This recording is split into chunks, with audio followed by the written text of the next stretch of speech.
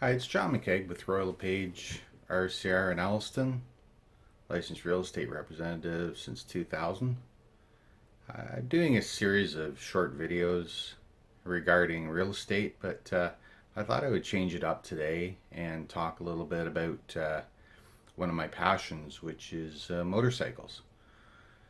I've always been into motorsports, snowmobiles, ATVs, and dirt bikes, and I've always wanted a road bike, but never got up the courage to do it until relatively recently. And in 2016, at Christmas time, I decided that I would take the plunge. So I'd been thinking for a relatively long enough period about what I wanted in a motorcycle. So my advice is going to come off of things that I've heard and learned from other people, but also just my own experience. And so the first thing you want to do is you want to decide what type of riding you're going to be doing. So if you're going to be doing a lot of what I consider adventure riding, which is dirt roads and possibly rough terrain, but you're also going to be doing roads as well, you're going to want an adventure bike. And that's basically a meld between a road bike and a dirt bike. It's usually a little stronger frame and a little more aggressive tire for off road. They don't always have knobby tires, but quite often they'll have a little bit more aggressive tread pattern and a higher ground clearance. The challenge with those are they have a very high center of gravity. So if you are a new rider, you have to be careful. The motorcycles tend to want to fall over if you're not careful with your balance when you stop.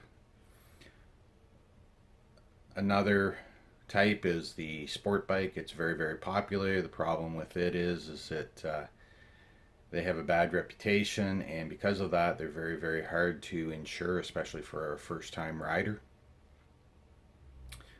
What I recommend is that if you are going a sport bike route, you want to certainly check into insurance, but that's something you want to do anyway. Then you can get into more of the street bike, so meaning that it's more like a cruiser or a tourer or more street oriented type bike. And those might be a Yamaha or a Kawasaki um, or Suzuki, Harley Davidson. That's what I have. You don't necessarily have to go Harley Davidson. A lot of the manufacturers today produce bikes that, unless you look really closely, you wouldn't know it was a Harley Davidson um, or not a Harley Davidson. So, first of all, you want to know what type of bike you want. Then you want to decide what your budget's going to be, and also budget into the fact that you're going to be doing repairs. Unless you're purchasing a brand new bike, I strongly suggest your first bike that you buy a pre-owned bike. Look for one that's in really good shape, preferably with low kilometers. But have a mechanic look it over. If you're buying through a dealership will guarantee that they've gone over it prior to you purchasing it. That's what I did. I went through a dealership because I wanted to make sure that the bike, everything had been checked over, and any parts that needed to be replaced had been replaced.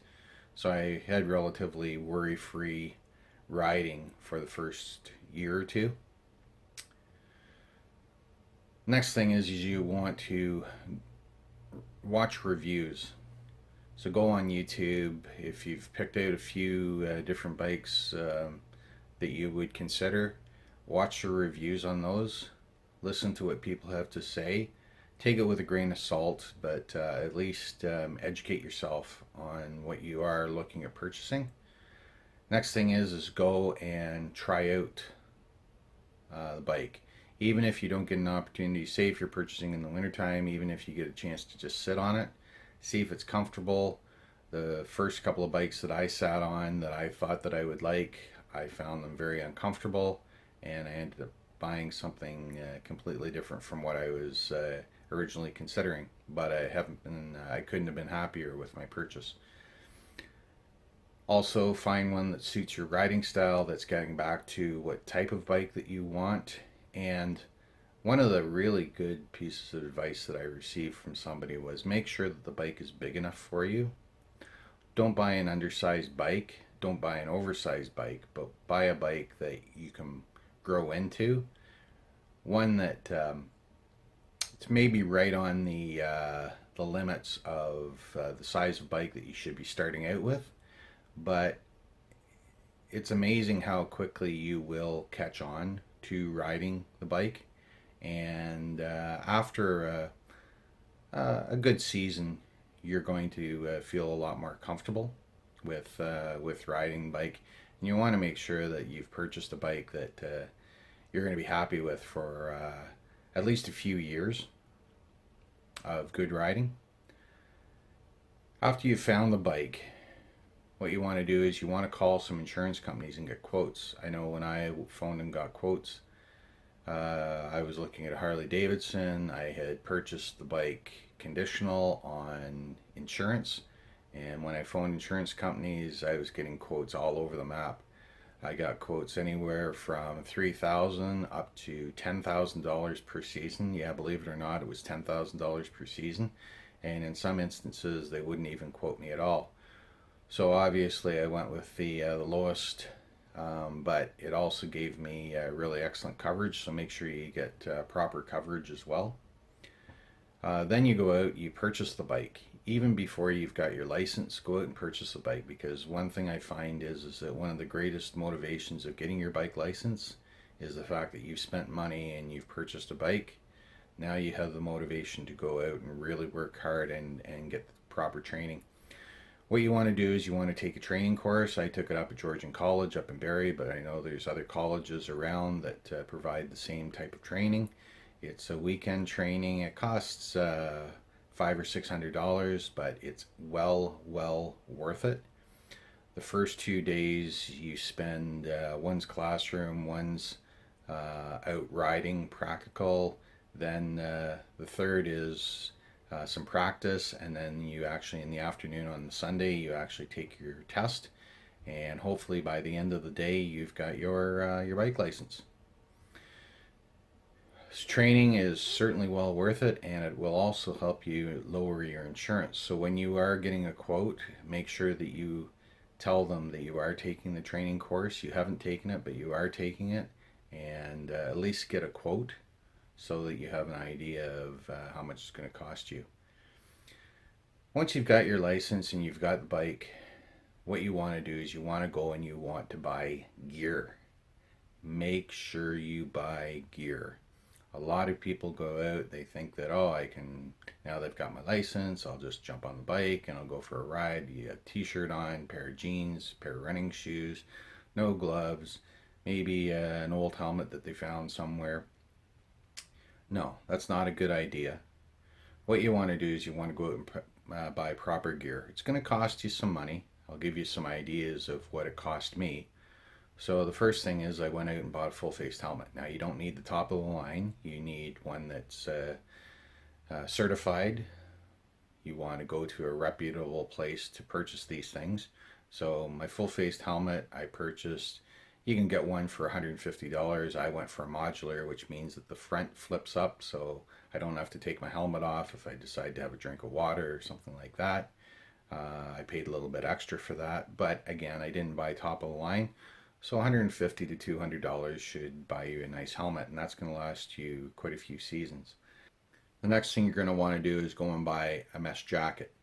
You don't need leather. Make sure when you buy the mesh jacket, it comes with the armor. The armor is pieces of plastic that go inside the jacket, and they protect vital places such as your elbows, your shoulders, your tailbone, your backbone, and spine. So make sure you buy that. The nice thing is with the mesh jacket is that it provides excellent ventilation. And what you can do is, it's not necessarily the warmest jacket, but what you do, and this is what another thing I strongly suggest, is that you layer your clothes. So buy a hoodie, wear your hoodie on colder days, wear it under the mesh jacket.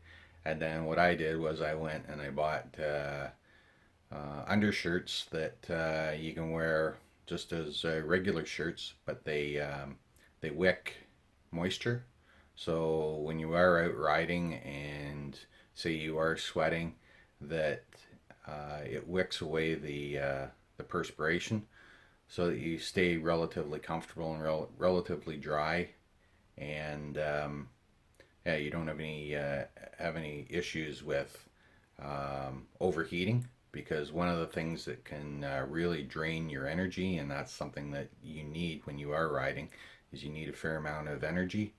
You don't want to do it when you're tired, so you want to make sure that you're not compromising and you're wearing something that is going to keep you comfortable for that ride.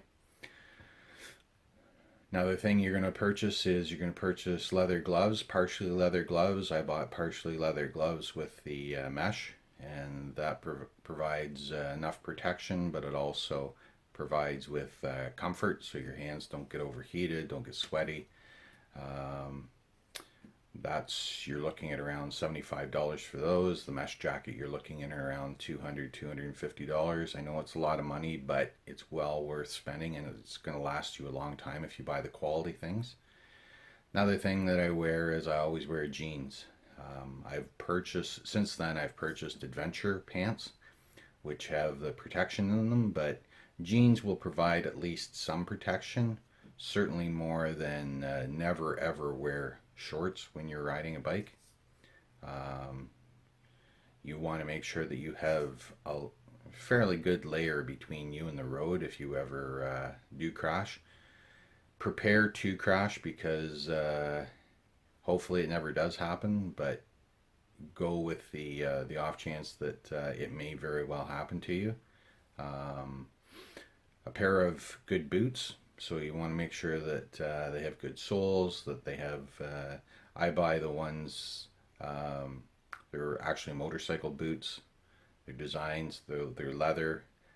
Yes, they do get a little bit warm, but I buy the ones that have the tie and the zipper, so when I go to take them off, I don't have to untie my boots. I just undo the zipper and my feet come right out.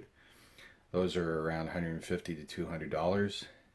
And as I mentioned before, buy underclothing, so such things as a hoodie and undershirts that you can wear when you take your hoodie off, that you can wear these. I buy Under Armour, but you can buy anything like that.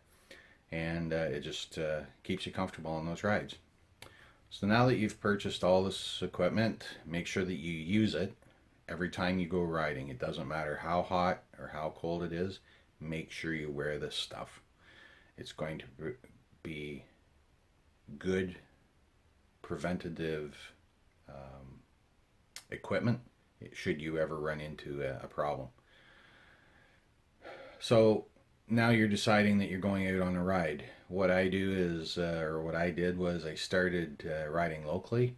So I would start by riding through the neighborhood. I would just go around in a loop, and I know it looks ridiculous, but I would go around in a loop and I would get familiar with the bike. If you haven't ridden the bike yet, you want to make sure you don't go too far away from home should you run into any trouble. Next thing is that then you go throughout the town. Go through some back streets. Don't go where the heavy traffic is. Go some of these back streets and practice pulling up to a stop sign and then pulling through. Another thing you want to do, and I know it's slightly an advanced step, it's something that you do learn in the course that you would be taking for the training. But what you want to do is you want to find a hill that when you pull up to the stop sign, you actually are pointing uphill, because what you want to do is you want to learn to be able to play with the clutch, that you can let the clutch out and give it some gas at the same time. So you come to an equilibrium where the bike, you don't have the brake on, you're using the clutch and the throttle, and eventually you'll pull away without stalling.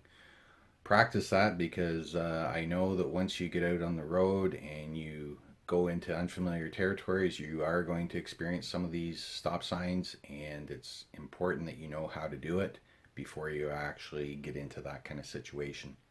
So practice, practice, practice, practice, practice. I can't give you any better advice than that. So go in areas where it's low volume and low volume traffic, and try to stay relatively local should you run into any trouble. As time goes on, go a little bit further out. So go for maybe 20 minutes, go for half an hour, go for an hour. But stay away from major populations. Just go out and just get comfortable with the bike. You don't need to go into highly congested areas where there's a possibility that you're going to run into problems. You're going to get a little bit panicky if you do get into those situations, and why put yourself through that? Ride as often as you can. So make sure that the bike, don't let it just sit in the garage or sit in the driveway. Make sure every opportunity you do get an opportunity to ride, get out and ride. I know that for me, the more riding I do, the more confident I get, and with confidence comes safety. You don't want to become overconfident. You still want to ride within your limits, and you actually want to be somewhat, not totally, but somewhat um, cautious in your driving. So stay away from vehicles that, if you see vehicles that look like they're maybe first time drivers or something like that, or they're unpredictable, stay away from them. The other advice I can give you is, in the beginning, ride by yourself.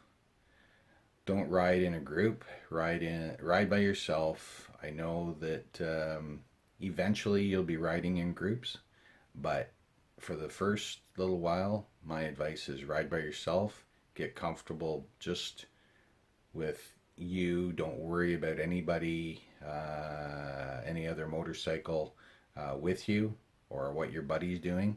Just focus on what you need to do. And always carry your cell phone. Make sure that it's charged should you run into any problem. So that's my advice.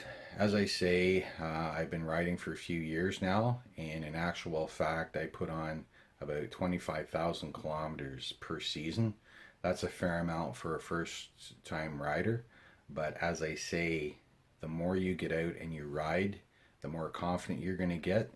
The more confident you get, the more enjoyable the ride is. The more enjoyable the ride is, the longer you're going to want to stick with it. And you may have purchased an entry level bike in the beginning, but after a while, you're going to get comfortable. You're going to get familiar with what you like and what you don't like. And at that point, then you can go out and you can purchase your dream bike, or you can purchase something that maybe you would have normally have wanted to purchase in the beginning.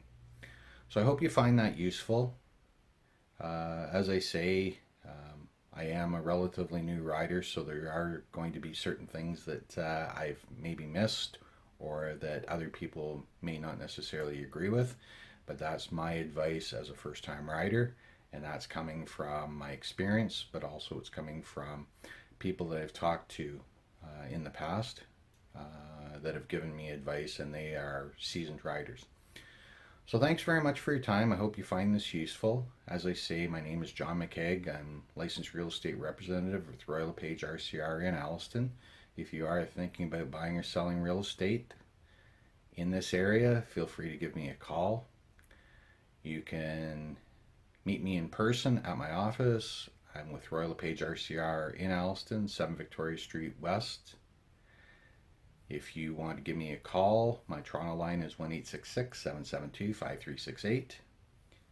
My local is 705-435-3000.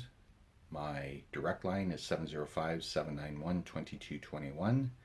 My email address is johnmccaig@royallepage.ca. My website is www.johnmccaigsells.ca. My Facebook page is the symbol at John McCaig Realtor. If you know somebody who's thinking of buying or selling, one of the greatest compliments I can receive as a realtor is a referral of someone's family or friends. If you know of somebody who is thinking about buying or selling in this area, feel free to give my name to them, and I'd love to hear from them. So thanks very much for your time. I hope you find this information useful. As I say, it's not real estate related, but it's a passion of mine, and it's something that I like to talk to above and beyond real estate. If you want to talk purely about motorcycles, that's great too. You can contact me at the information I gave you. So thanks very much for your time, and we'll talk to you later. Bye for now.